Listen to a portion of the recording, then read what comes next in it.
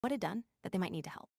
Avoid foreclosure on his second home, avoid foreclosure on his second home. I asked if they had the money to do that. He admitted they didn't. Their retirement fund wasn't doing well. Then he asked if I would consider backing off on the Oakage development.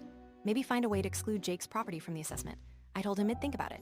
He seemed relieved, thinking I was considering helping them out. What I was actually thinking about was the fact that their retirement fund was heavily invested in commercial properties that my company was about to acquire and completely restructure. This morning, the special assessment notices went out to all Oakage Heights homeowners, including Jake. His was for $87,000 due within $60 days. At the same time, the press release went out announcing our company's acquisition of 3-meter commercial properties in the downtown area, the same ones my parents' retirement fund is invested in. An hour ago, my phone started blowing up with notifications. Texts, calls, voicemails, all from my family. My mom saying she's having panic attacks. My dad saying we need to talk urgently. Jake calling me every name in the book, then switching to begging me to help him. Haven't responded to any of them yet. Part of me wants to let them stew a bit longer.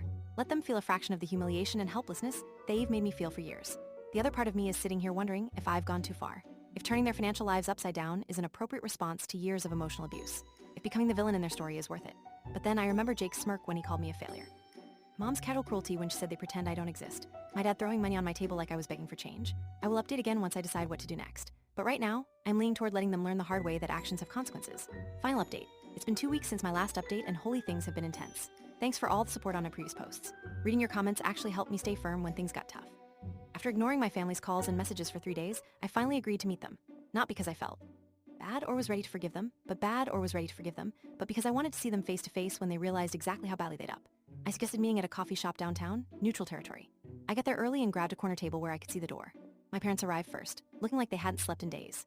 My mom's eyes were puffy from crying, and my dad had this defeated slump to his shoulders I'd never seen before. And Jake walked in 5 minutes later. He looked pissed, not scared or sorry like my parents. The second he sat down, he started in on me, asking what the hell my problem was and if I was happy now that I'd ruined his life. I just looked at him and asked if he was seriously playing the victim right now.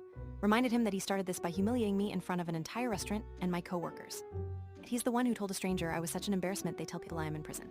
He tried to brush it off as a joke that I was taking too seriously. Said I was being petty and vindictive over some harmless family teasing. My dad jumped in saying, while Jake might have been out of line, my response was disproportionate and cruel. I pulled out my phone and played an audio recording I had from when I was 17. Was my dad telling me I should accept that Jake was the one with potential and I should focus on supporting him instead of competing with him, that I'd always be average at best and should make peace with that? My dad went white. He asked where I got that recording. I told him I started recording their put-downs when I was 16 because they'd gaslight me later, claiming they never said those things. I have years of recordings of them tearing me down, comparing me to Jake, telling me I was a disappointment. My mom started crying, saying they were just